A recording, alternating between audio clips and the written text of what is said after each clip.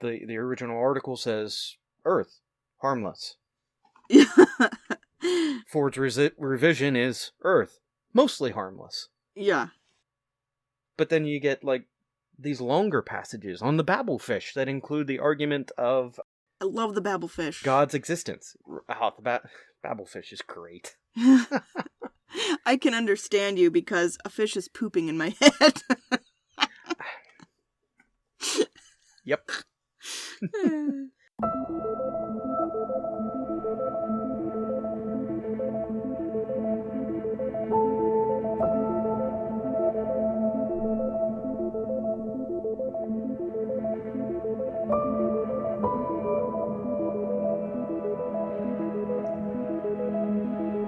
Welcome to the 42 Podcast, where we discuss life together, looking for answers to life, the universe, and, well, everything else. Here are your hosts, Rob and Lindsey. Morning, Lindsey. Good morning, Robert. How are you? I'm excited. Yes, I'm excited too. What are you so excited about? It's book club day, which we were supposed to do like 2 weeks ago, and then we were like, no, this is a more interesting topic, but yes, it's book club day. We're talking about The Hitchhiker's Guide to the Galaxy. I've been telling all my friends, all my friends that that listen to the podcast that hey, hurry up, read The Hitchhikers so you can listen in. I got a text from my father last night, and Dad, forgive me, I'm throwing you under the bus a bit, but it was, there's not enough scotch in the world to make sense of this book. Yeah, you gotta let go. You just gotta let go and enjoy the book. Yeah, but I will say this. He went past Hitchhiker's Guide to the Galaxy and started reading Restaurant at the End of the Universe, and I don't remember what comes after that, because there's a total of 5 by Douglas Adams, and the 6th is written by the guy who did the Artemis Fowl series. No way, really? Colin something? Colin? I think it's him. Yeah. Yeah, and it's a posthumous publication. He got permission from Douglas Adams' widow and wrote it. That's pretty neat. But once you get past A Hitchhiker's Guide to the Galaxy, Book 1, it just gets weirder and weirder and weirder. The abstractions go out a lot. So, we are only talking about that first book, A Hitchhiker's Guide to the Galaxy. Right. We're not going into The Restaurant at the End of the Universe or any of the other books, just that first one. So, I listened to the book a couple years ago, and I enjoyed it. It was read by Stephen Fry, who I could just listen to him all day. He's lovely. Quick interruption, sorry. Yeah. Just on the note of Stephen Fry. Yes. When I see his name attached to something, like a media project or a book or anything, it just gets me excited. Yeah. Because he is like the authority of British literature and entertainment that is good. Yes, I agree. I have no idea what else he does other than just lend his name to things and say, hey, this is actually pretty good. Yeah. Did you, you recognized him in V for Vendetta? I did. I loved him in V for Vendetta. V for Vendetta was great, but he was also in Dissolution of Smog? No. I think it was that one. Yeah. Really? What was he? Oh, he was in the village. He was the mayor. I think it was the Dissolution Yes, of that's Smog. right. I remember thinking, what are you doing here?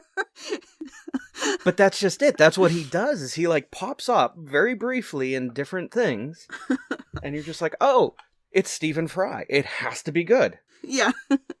So, Stephen Fry, there have been a handful of audiobooks I've listened to that he's read, and he is excellent. So anyway, my geekiness aside, go ahead, sorry. I didn't enjoy Hitchhikers, really, honestly, until I got this edition of the book I have with an introduction by Neil Gaiman. And where he said that he was a writer in the realm, I can't think of the right word, but of Monty Python. Like, he was that kind of humor. And then, okay, now it makes total sense in as nonsensical a way as it can. That is this humor. This is Monty Python humor. So that made a lot more sense. It is. And Douglas Adams, he's one of two people who is not part of the original Monty Python group to actually have a writing credit with Monty Python. Everything else is the Monty Python crew, and I don't remember who the other guy is, but he's one of two, and he wrote, it was one of the last episodes for Flying Circus. He wrote and directed that. But even then, what Hitchhiker's Guide to the Galaxy was originally a radio broadcast. So this was an originally dramatized entertainment show on the radio, and then he put it into a book. One of the things that I loved, have always loved, is the original introduction by Douglas Adams. And this is at the beginning of the book, and it's just a fun little nod. Have you ever seen the instructions on how to leave the planet? It's what he finishes his introduction with. Have you ever read that? Yeah.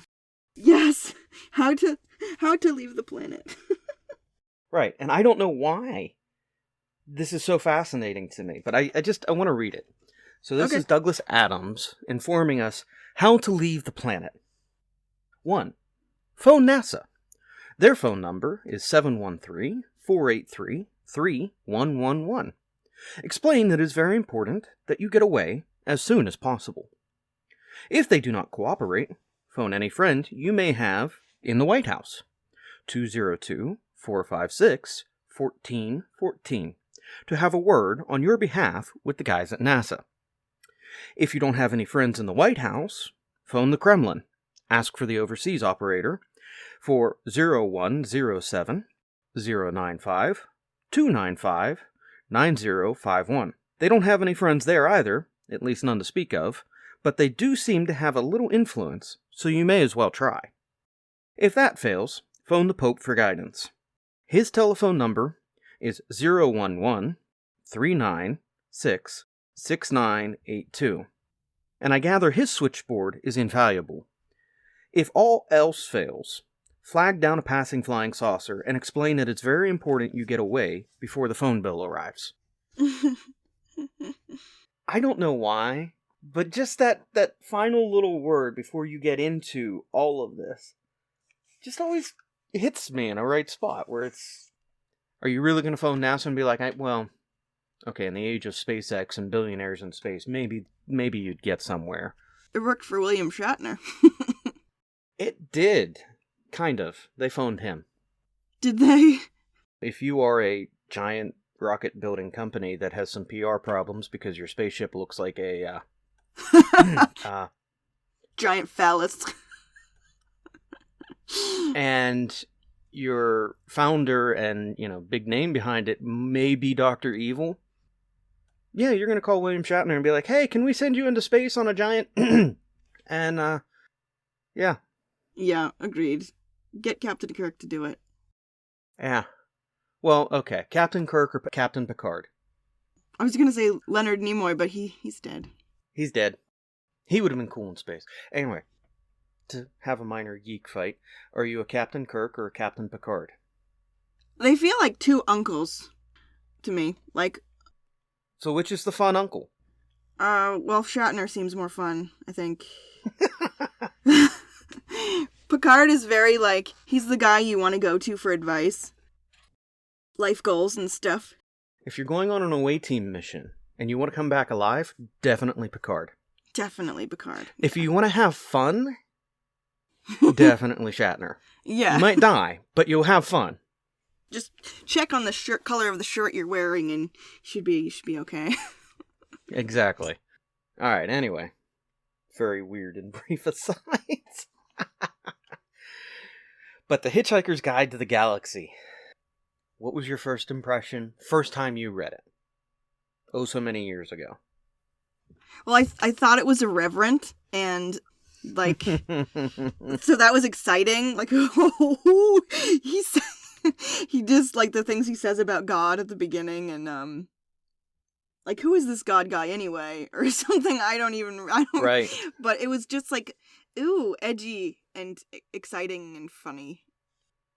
Well, Douglas Adams considered himself, I can't remember the word to describe it, but he was a very hardcore atheist. And that's pretty apparent throughout the book, for sure. I'll give him credit for this. While that's the undertone, he never gets preachy. Right. It's there. It's more jesting. It's not preachy, but it's definitely teasing. Like in the Improbability Drive where they're like, there's 100 monkeys outside and they've just finished a copy of Hamlet. They really want to talk to us about their Hamlet. Yeah. Yes. Like, okay. I think that's what I appreciate about Hitchhiker's Guide to the Galaxy, where he just makes fun of everything. Mm. It's not just his personal view.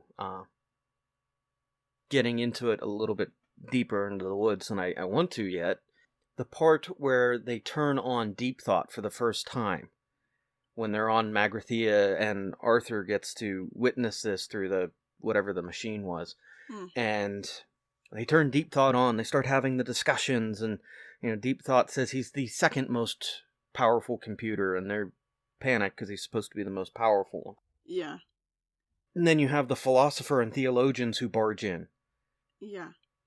And we demand, and yes, they're so funny. we demand absolutes. Yes.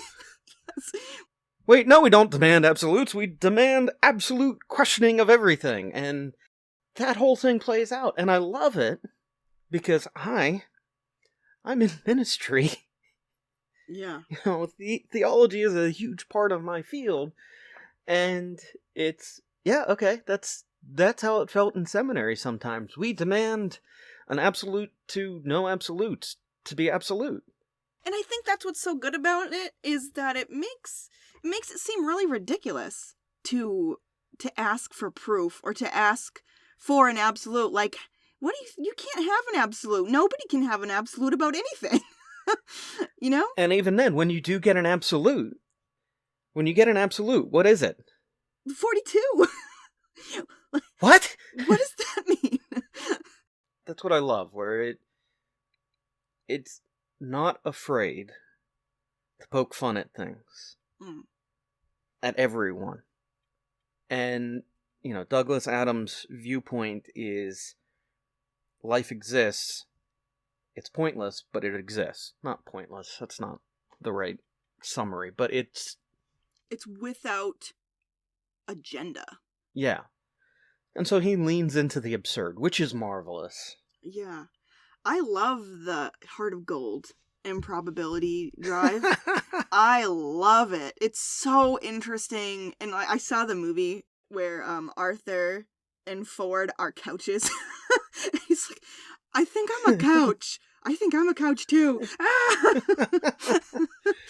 All right. So we're going a few levels deeper than we should. We should reel it back in. All right. And we should really start at the beginning. Put us at the right track. Yeah. I love Arthur. Is that a good spot to start? I love Arthur. Maybe. Well, okay, yeah. I guess that's... Of the characters that you follow in the book, who is it you enjoy? So for you say it's Arthur? Arthur, yeah. And I didn't really... Ford was funny. I just pictured him, as Doctor Who. In my head, he is Doctor Who. That's kind of, the old one, before Tennant. That's who I pictured in my head. I'm not a Doctor Who fan. I'm just that guy who was before David Tennant. I don't know. I'm assuming you're talking about the War Doctor that's John Hurt? Or are you talking Chris Eccleston? I'm thinking of Eccleston, yeah. I'm thinking of that guy. The one who's in the Weeping Angels episode. That guy. Chris Eccleston. So he's who I picture as Ford. But then when I saw the movie, I really liked that Ford. I thought that Ford was amazing. He was really fancy. I liked his clothes and I liked the way he talked. He was hilarious. Ford was almost he was a movie star. He was a failed actor. That's how he came off. But whereas Arthur Dent, he's just a guy brushing his teeth and with the word yellow going into his head. He just thinks yellow and keeps brushing his teeth. He's such a normal guy. And I liked him. And the fact that he was in a bathrobe the entire movie. Or book, you know. Well, and movie, but so I actually like Ford. Mm-hmm. Because Ford is that predictable, unpredictable. He brings you into it, and again, it's kind of that Captain Kirk. We'll go back to that. You don't know if you're going to die, but you're having fun. Yeah. And he's funny. Ford is hilarious. That's why I like Ford. But I think the point of Arthur is that this is where we actually enter into the narrative, because how many of us have been standing in the mirror, brushing our teeth, going, something important. I can't remember what. And you just have, like, yellow running through your head. Yeah. As the bulldozer's sitting outside of your house. He's just a messy human, and I appreciate that. I guess we do meet another human later with Trillian. But they don't go into depth with her. No, they don't. And you don't even feel like she really is human, exactly. She's sort of on par with Zaphod in a way, except not as weird because she's sort of outside the story and comes in. I love the part where they're in the evacuation chamber and Ford's like, "Look, I found a way out!" Oh, no, just kidding. Yeah. Like, that's hilarious. Well, that plays into hope, but we can get into that. So, Yeah. And the other character I love, and really it's because of the movie, is Marvin. Yeah. Yeah. Just Alan Rickman as the voice of Marvin was perfect. Yeah. And Marvin is such a dry character. Go ahead. Is it crazy that I connect him with Gollum? That he Marvin? functions as Gollum? Yep. You know how in Lord of the Rings, he's this sort of despicable character? I mean, Gollum is a despicable character, but they don't get rid of him because Gandalf says that he'll serve a purpose in the end, and at the end, he does. He's the one who gets the ring in Mount Doom. And isn't it Marvin? They talk about getting rid of him, but they don't get rid of him, and they bring him for some reason, for no reason, really. And then he ends up... But they abandon him. Yeah, but the point is, he touches the spaceship, and the spaceship commits suicide. I don't know. I just see that as functioning in a Gollum kind of way. It's interesting. It is. And we'll get into that, too. But you enter in it with Arthur because Arthur brings you into the narrative, and he is the human side of things. I think, for me, there are two parts that I truly love that set precedent in the book. The destruction of Earth. Because when they're dealing with the destruction of Earth, I mean, how do you feel about that? Well, I think I feel like how Arthur felt, where he's like, I know I should feel sad, but I don't. When he thinks of his sister not being there, he doesn't feel anything. When he thinks of his apartment or whatever, he thinks of these different people in his life. And then when he thinks of McDonald's not being there, he's like, oh.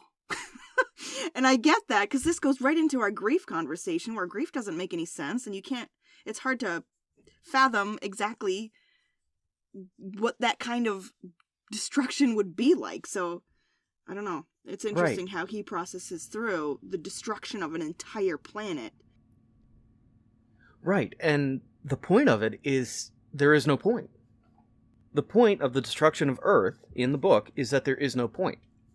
Because why did they have to go through Earth to build a bypass? Yeah, when the galaxy's pretty big, I'm sure you could have found another spot. Well, but not just that, but then they announced the Heart of Gold, which they say, oh yeah, we don't need bypasses anymore for our galactic hyperspaceways. That's right, okay, yeah. And they transition to that real quick, where they're like, oh yeah, by the way, we didn't need to do that. Yeah, and that is interesting, because from a very science-y kind of way of looking at things, it doesn't really matter. We're just a blip, you know? That's part of it, where, I mean, just entering into the casualness that Douglas Adams has with, oh, Earth blew up, moving along. Yeah. And it could be disturbing. It could be extremely disturbing, and you could spend a lot of time on that thought. But he doesn't. that's somebody else's job. Right. It's just, boop, there it goes. Bye. Mm-hmm. And I love the way they do it in the movie. Just, it, poof. It's, yeah, like... No explosion. It's, yeah, because all those spaceships are so close together, and it just seems so effortless, and it took no effort. Which, again, is, that's the deep fundamental question of, is there a purpose to life? That Douglas Adams is hiding in plain sight, and then just kind of moves on. Yeah. Because that's kind of what happens. We build, we create, we are, and, depending on your viewpoint, nothing. Now, that's not what I hold. We've had those conversations, but, it's bleak. Mm-hmm. But he does it in a way that is humorous. I love that, though, because there are deeper conversations when you sit with that and you question that. Yeah. The second piece I love right up front in the beginning because it sets the tone going into everything else that's about to happen. I think these are the two things that set the tone and are really important for the whole book. So you had the destruction of Earth. That's the first one. The second one is the introduction of the Vortigaunts. Why's that? Because it is a giant insult to a whole category of people. The Vortigaunts are the space bureaucrats. Okay, yeah, I gotcha. They're ugly. They are cantankerous. They don't help. They don't do. They're bloated. Yes. Yeah. And they're just horrible, nasty people who are very much about having finer things of life. Because, in the book, they briefly talk about, I don't remember the aliens who are their caterers on their ships, and they eat good food. And they are just an officious, pain in the butt, bureaucratic people. Yeah, that's interesting. And I think that helps set the tone for the rest of the book, where it's, we're going to make fun of pretty much everybody. Yeah. We're going to find ways to insult and do it in such a dry manner that, you're going to sit with it for a moment and be like, wait a minute, did he just insult what I do for a living? Yeah. Some of it is so on the nose, too, that it's just funny because it's so on the nose, like Zaphod having two heads. He's a politician and he has two heads. Yeah, well. Well, but even then, I mean, the conversation of president. Do you remember that? Where does the real power lie? No one knows but 6 people in the whole of the galaxy. Oh, yeah. And whoever's elected as president is just this figurehead to distract attention away from the real power. Wait, isn't that a conversation we had on the show? Wait, isn't that what's actually happening? Doesn't it feel that way? Yeah. Which, this is the 1970s. Again, that's a commentary on political power from the 70s and 80s era. So what's changed? Interesting asides. So, and I'm not commenting on political parties. I'm just commenting on politicians in general. All of them. Mm-hmm. But can I ask a question? Yep. Have you ever dealt with Southerners? Yeah. Have you ever been insulted by a Southerner? I don't think I would know if I was insulted by a Southerner. Right. So... Bless your heart. Exactly. A good friend of mine, I'm trying to get him to come on and do an episode with us. He and I are working on a side project. I worked with him for a year as an intern. In that year time frame, I learned, and he has this amazing ability, and it was annoying. He could insult you to your face in a very deep and cutting way, and you would laugh. Yeah, I get you. And then you'd go home, and 3 hours later you'd go, no, what? Oh! And you'd connect how deep the insult was. That's what this book feels like. It feels like that ever so subtle insult to oh so many things, and the depth of pointlessness that, well, is that journey. Again, from Douglas Adams' perspective. Yeah. But I think those two pieces, right there up front in the beginning, set the pattern and precedent for walking into and understanding what happens in the rest of the book. Yeah, I could agree with that, for sure. So what were some jump-out moments for you from the book? Definitely being in the Heart of Gold and Probability Drive. I like the fact that, in a way, of course, it would pick up Arthur and Ford because it's everywhere at one time. So how could it not find Arthur and Ford if it was at everywhere in the universe at once? That's how it works. So, isn't that how it works? It is, but... So doesn't that do weird things with improbability then? I think the point of improbability is that it is improbably probable that any improbability would probably happen. I think I said something that makes sense. I'm actually not sure. I mean, obviously it's a fictional concept, but if a ship is everywhere at one time, then I don't get the point of probability at all, because it's everywhere at one time. Part of what I'm processing with this at the moment is maybe something I have not considered with it.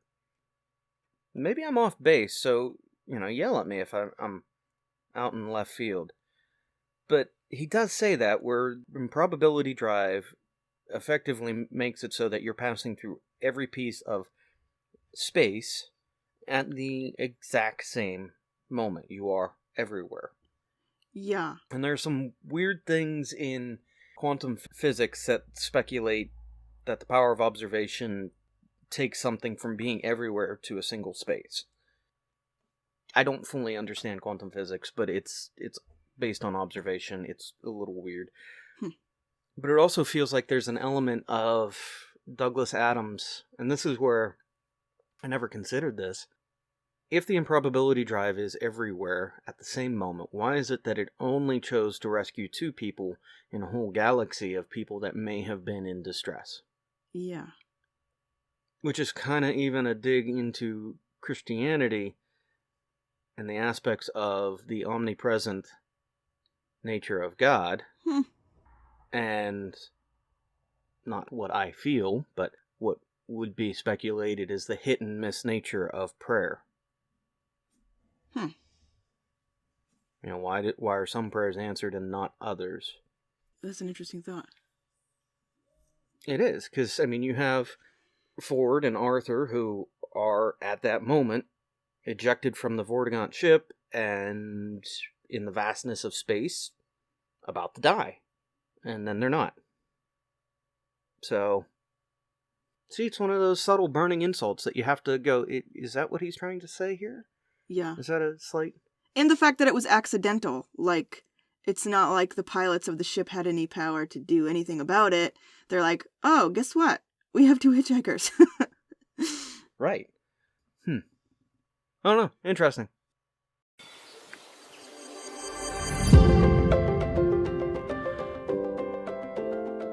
Welcome to the first 42 podcast commercial, brought to you by you, the listeners.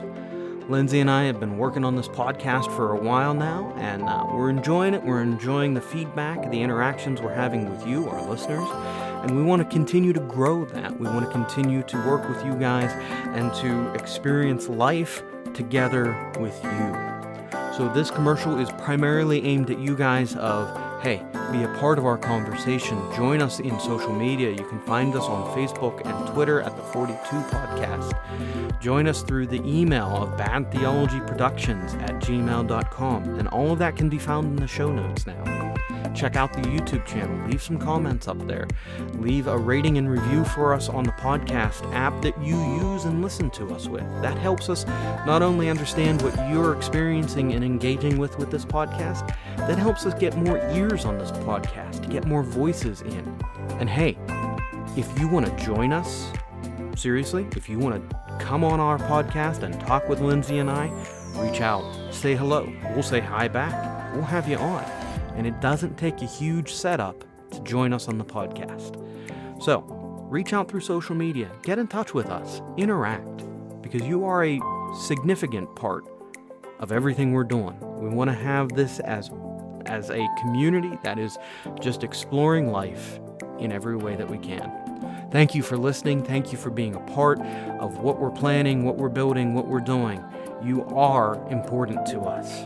Never underestimate that. You, sitting there, I see you. You are important to us. So thank you for putting the time to listen and to join. All right, back to the conversation. This is a weird thing that sticks out to me, but when Arthur is left on the surface of Magrathea, he's up there, and all of a sudden there's like a dude with him. I thought that was really like Treasure Island-y. You know that part in Treasure Island where Jim finds Ben, like the survivor from a long time ago? That's who I felt like it was. Even though I know it's a different story. I'm going to butcher this, but Slotty Buttfart, but I can never get the name right. Slarty Bartfast? Yeah. Which... Slotty Bartfart? That's what the play on words is there, but yes. Actually, on that one, I love the moment where, you have the nuclear missiles that are about to hit the heart of gold. Yeah. And they turn on the improbability drive, and those nuclear missiles become... tulips. A whale. Oh, a whale. And a pot of petunias. Yeah. Oh, and the poor whale. That was hilarious. Oh. Look at the poor whale, but it's hilarious. Yeah. That was probably one of the funniest bits of the book when you're going through what the whale is thinking in the last little bit. Yeah. Yes. It plays into the rest of the books. So, alright, major spoiler if you want to read the rest of the books, okay? You have the thoughts of the whale as the whale is falling to his death, and then you have the thoughts of the petunia as it's falling to its own doom. And the petunia just says, oh no, not again. Not again! Right? Yeah. And what you find out in all of the later books is that there's this one being that keeps getting reincarnated and always dies because of Arthur. Really? Like, they weave it in, and this thing has become conscious that it's being reincarnated, and it dies at the hands, indirectly or directly, of Arthur. And so it becomes this, like, I am going to kill him in my next life. And then he appears in his next life as, like, a moth, and Arthur smacks him with a newspaper. Things like that. That are just absolutely ridiculous and goofy. And I love how that gets woven into the next set of books. And eventually, there's like a fluke, and he does get to kill Arthur, but it doesn't stick kind of thing. It's... Yeah. It just sounds so funny. I gotta read the rest of these. When you go further and further into the other books, it gets more and more nonsensical. They're good, don't get me wrong, they're good, but they get weirder the further you go. So. Noted. Yeah. But, it's a good book. It really is. It's enjoyable. I think it's a good lighthearted read that you can just jump into and appreciate. What about you? What stuck out to you the most? Just read. Yeah, well, like I said, the introduction of the Vortigaunts, like the whole passage in The Hitchhiker's Guide to the Galaxy that they give, that Arthur's reading, about the Vortigaunts, and they wouldn't save their grandmother from a ravenous bug bladder beast of, I can't remember, but Yeah. unless the forms are in triplicate, reviewed and da-da-da-da-da-da-da-da. And you're just going, wow, okay. These are officious pain in the butts. Mm-hmm. It's like going to the DMV. Yeah. So that's always a favorite part for me. But because I think it's also great, is the parts of the Hitchhiker's Guide to the Galaxy that are woven in.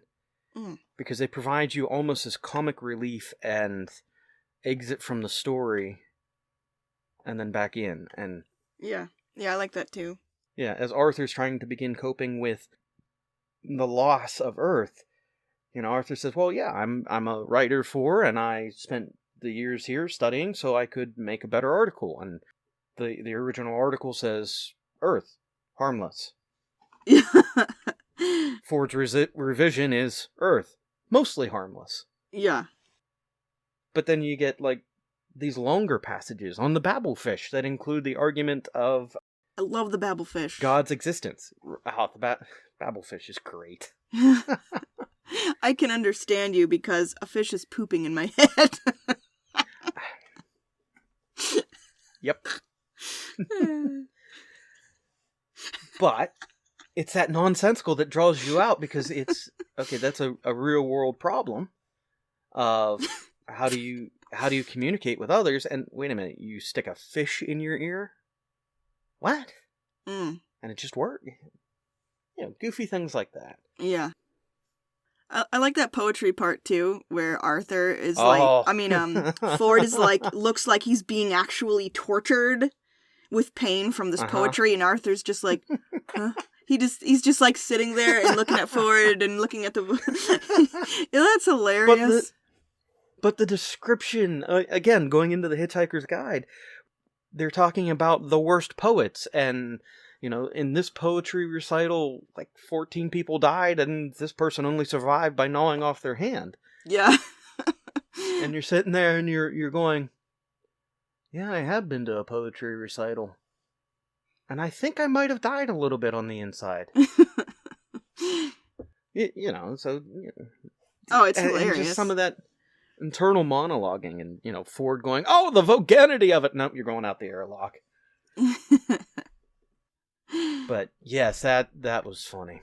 And I think it's fair to, because we kind of keep crossing and mixing it in subtly, to talk about the 2005 Hitchhiker's Guide to the Galaxy movie.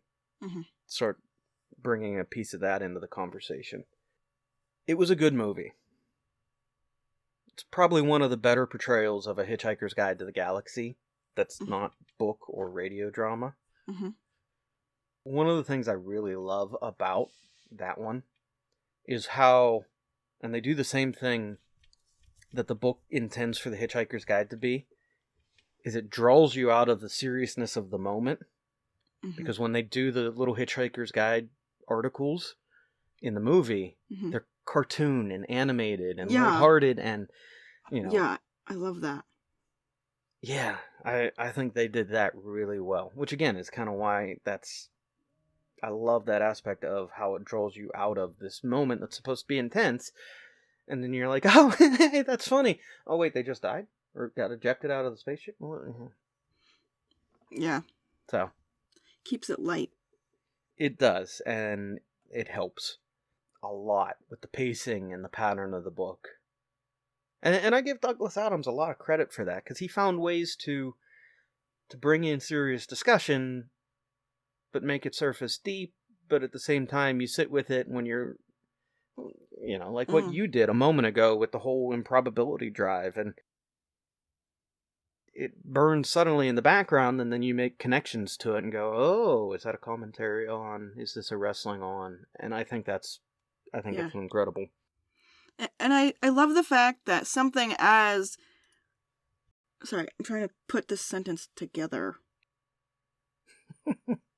Whether there's a god or not is a hot spot. It's a huge conversation, and people fight about it, and people...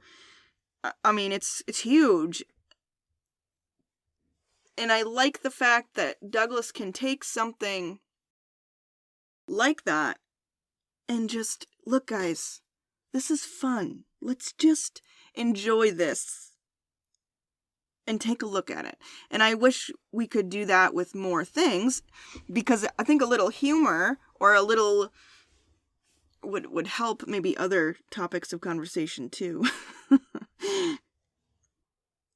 Or yeah, at Right. least have the civility to have a conversation. I kind of feel like that's what this is he's presenting this idea, but it's not meant to be argumentative even. It's just his perspective, and take it and do what you want. And I like that.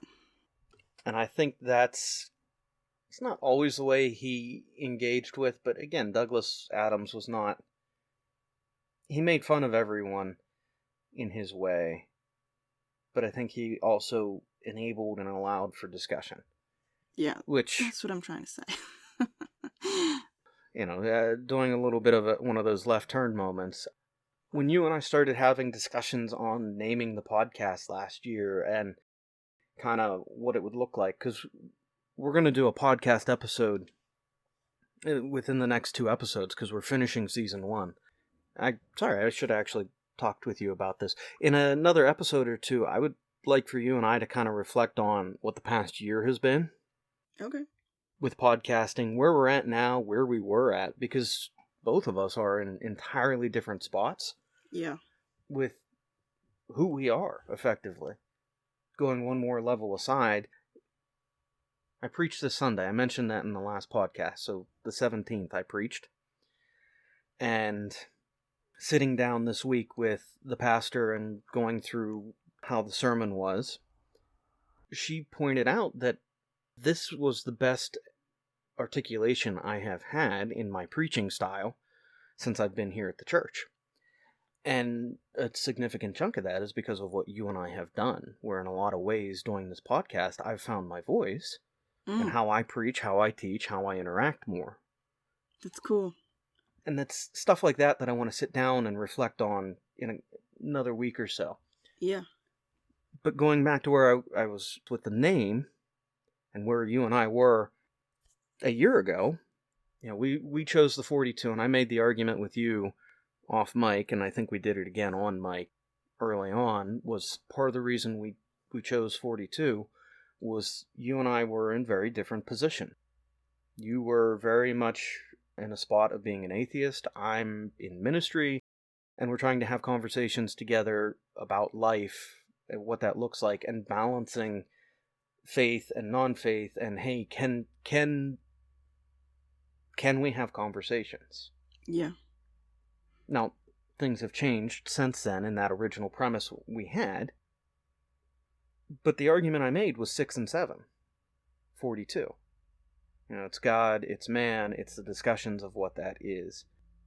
And I think that's part of what lends itself to the deeper discussions from Hitchhiker's Guide in life, in trying to process what is sensical, what is not sensical. And because I'm in that field of theologian and ministry, I'm the guy charging in, demanding we must have absolutes of non-absolutes. Right. With Deep Thought. Actually, yeah, wasn't that was one of our original names. We were going to be Deep Thought. Really? I don't remember that. That was cool. Yeah, Deep Thought the podcast. I think I still have that in some of the original documents. Huh. Well, I remember when we had these discussions, I interrupted you. And that's how we got to the 42, because I interrupted you. Was it? I interrupt you all the time, and I'm sorry. Why? Oh my gosh, you should see it when I teach youth group. Your interruptions are fine. And it's what I encourage with the students, where it's, okay, if I'm teaching and there's a question, just ask the question. Let's talk about it. Let's figure it out, because if there's a question now, it's something we can talk and explore within the lesson. And if it's not, great. It's something I can write down and we can come back to. Yeah. Which, that's part of my personality of, okay, if I have an answer, I'll give it, and I'll try to explain it. If I don't, let's explore it together. Which is what I've done with youth group, and, what we've done, I think, with the podcast of just exploring. Yeah. Yep, and I appreciate that. I do too. I think natural curiosity is something that we want to be afraid of and repress in some ways, but I think it's a really good, useful, and relevant piece of who we are as people. I agree. Which is one of the things I've loved with having kids, because holy smokes, that natural curiosity. I mean, just keeping up with my kids, there's a whole lot of lessons in that. Oh, yeah. It's also what I love about my job, because of my students' natural curiosity, and, you know, they'll ask questions out of scripture that are always fun, always. Some of them are left field, some of them are dead on, but it's great. Yeah. I'm kind of jealous of your job in a way. You just get to research stuff and learn, and then talk. Isn't that what we're doing here? Yeah, right. That's true. I don't know. We're researching things here. We're talking. We're engaging with, and you know, we're getting audience engagement as well, and they're good things. Yep. Although we have more freedom to bounce around on topics. Yes. Yes, we do. Not that I don't have freedom in what I do. There's a lane. There's expectations on you. Yeah, for sure. Yeah, and they are fair and reasonable expectations. And there's a lane of, okay, this is what needs done. Mm-hmm. Whereas with this podcast, we have more freedom to set our direction. And, you know, we talk book club stuff. Actually, this is a great segue into your book in a moment. Because I did a goofy fiction and weirdness, but you want to introduce your book? Yeah, I want to take things in a little bit of a different direction this week. This book selection. It's a book called Dark Night of the Soul by Gerald G. May. And it's referring to a poem / book by St. John. The subtitle on the cover is A Psychiatrist Explores the Connection Between Darkness and Spiritual Growth. We're going to go there because I want to read it, and I think that the issues that it's going to cover are things that probably a lot of people face, and I've never really heard anybody else talk about it before. So that's what we're doing. So it's St. John of the Cross. St. John of the Cross, yeah. But this book is sort of a summarization by Gerald G. May, which is different than the John of the Cross, but it's sort of referring to that work. And that poem apparently has had a lot of influence. Hey, look, Douglas Adams wrote his own version, The Long Dark Tea Time of the Soul. That's interesting coincidence. That's improbable. It's a fiction novel, but a humorous fantasy detective novel by Douglas Adams. Okay. I'm going to have to look that up now. But yeah, and I think that'll be a really good and interesting discussion. You know, you and I have been getting a little more open with our personal journeys and things we've experienced, things we've wrestled with, are wrestling with, and what that is. And I think that's a value. Mm-hmm. To be able to have moments to look and say, I'm not okay, but to also have moments to look and say, I am. It's weird, but I am. And so, at church on Sunday in the evening, we had this church cook-in thing. And it was nice, and everybody got together, but this guy who goes there, he's my dad's age, and he's very uncle-y and dad-like. I look up to him a lot. I like him. He's a very genuine person. And he said he wanted to talk to me. So we go off just so it's he and I have no idea what he's going to say to me. But he says that he wanted to break the ice with me because he's been standoffish, and I hadn't noticed, but he's been standoffish because he felt hurt by the things that I said on the defector. And it was such a humbling conversation for me. And I appreciate so much the fact that he cared enough about me to tell me that I hurt him. And he didn't say that. It's implied in the action. It's very implied, yes. And so I was put on the spot a little bit, but it was good. It was good for me to be uncomfortable like that, I think. And he wanted to know, did I really mean the things I said? Did I really not believe in God? And I've been trying to press in. You know, I've been trying to seek God and trying to do this. And I've asked God to help me understand my sin because I feel detached from it. My process wasn't sin, I don't think, but I think the things I did, or maybe having the podcast, maybe that was. It's possible that the things I said, well, it's very possible and likely that the things I said, heard by the right people or the right person, affected somebody else's Christianity. And I think that was wrong. I feel convicted and I feel sorry for that. Forgive me, I'm going to step in and do the ministry stuff at this point.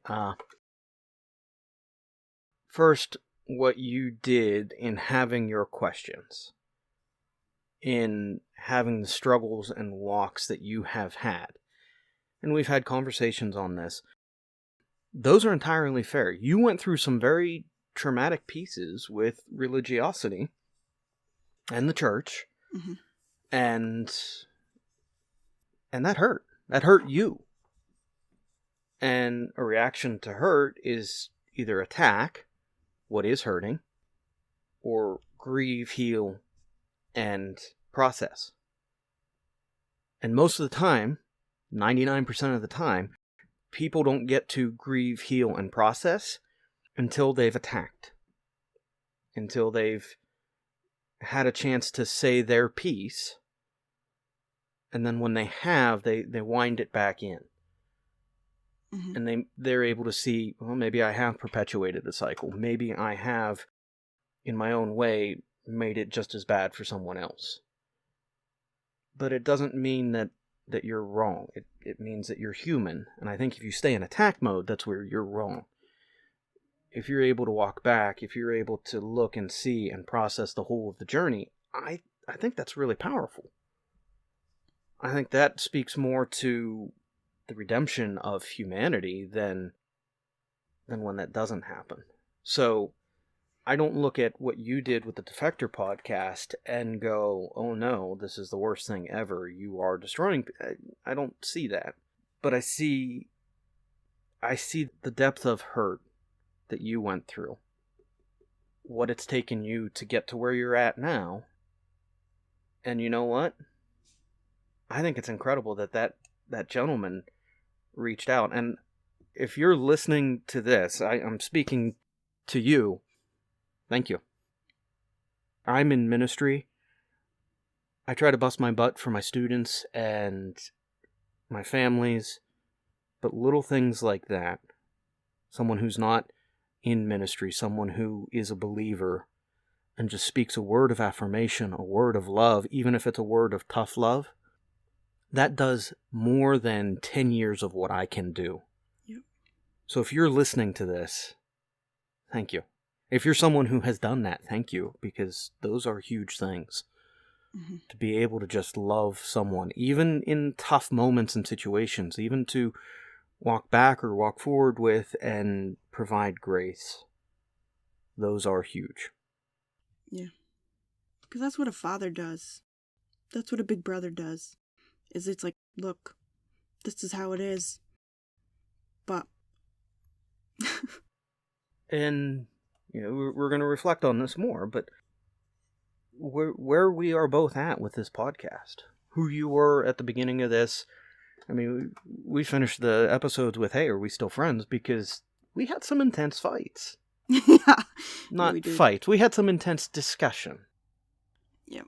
And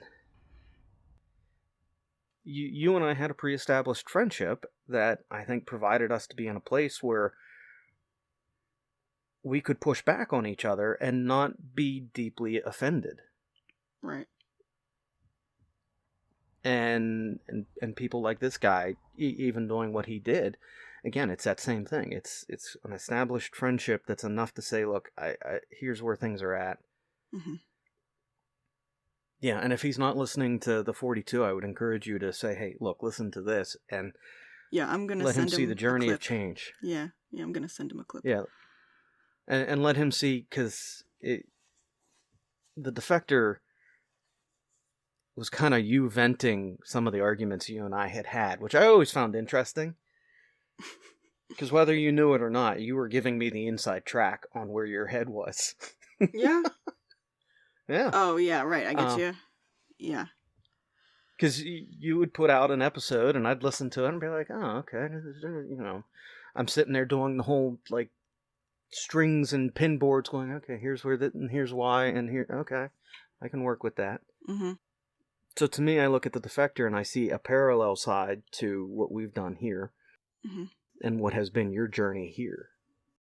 An interesting result of it. So I've always been looked at as this, the good kid. I've always been well thought of and liked. But it's humbling now to be in church and want to be used by God and to know that like 50 people know all my crap. They know everything. And that's humbling. And it's given me an interesting perspective when I do go to God and say, Lord, I want to be used by you and I want to be somebody that you can trust and somebody these people trust. I feel like it gives me a good, healthy check, But again, it's that, and we talked about this, I don't remember what episode it was, but it's that kintsugi thing, where it's the areas where we're broken within the church. Mm-hmm. What should show through is what is Christ and his healing in the midst of the brokenness. Not perfection. I think when we, as Christians, try to be perfect, that is what is creating the failures across the board with the church. And church is not meant to be a place where the perfect people come. It's meant to be a place where the broken people come. And we're all broken. We all need healing. Yep. No, we don't need to be standing up there and confessing every depth of sin, but we need to understand that we all need Christ. Yep. I'm looking forward to when we sit down. And by the way, I want you to think about a favorite episode from the past year. So I'm going to ask the listeners that too soon on our social media. And just see, is there a favorite episode or series that we've done? I'm going to pitch this real quick to you, I guess. I think in season 2, because what we've done with this first year of it is explore our conversations, our interests, kind of bouncing around. I think season 2, we can maybe set something that's a little more patterned. Like, we have 4 episodes on average in a month. So what if we did, like, the first of the month is current events conversations. What's going on in the world around us? What are we thinking? What are we engaging with? Maybe the second episode is something that we can geek out on and enjoy. The third episode is the depths of spiritual and what is that walk, and the fourth episode is family and personal. That's a rough, or the miscellaneous quick outline, one, but having some, it could be the book club, or it could be a movie we watched, or something like that, maybe. Yeah, and I think if we set a pattern like that monthly, I think that would help. Yeah. And be neat, because we have gone between those 4 topics in many ways. And I think we've got a lot of good in each of them. Mm-hmm. And I just want to draw more of that out from us. Yeah. And I think that might be a good way to do it. Yeah, I like that idea. Because season 2, I got big plans. Good. Glad you do. We've been doing this for a year. Oh, you do too. I just haven't told you yet. Yeah. Yeah. That's okay. My wife has told me what my plans for season 2 are, so oh, good. She's telling us. Okay. But yeah. Good things. We'll talk more about it, because it's going to be a good one. Good. I'm excited to hear that. So, Well, I gotta get going. Yep. My family needs me to help move some heavy things. Yeah, and I gotta finish editing last week's podcast. Oopsies. All right, you get to it. I will. It'll be up on Monday. All right. So, all right. Hey, have a good week, Lindsay. You too. Talk to you later.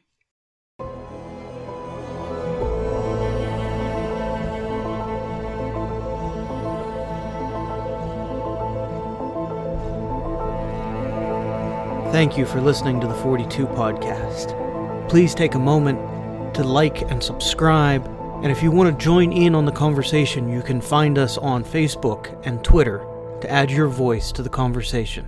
Thank you.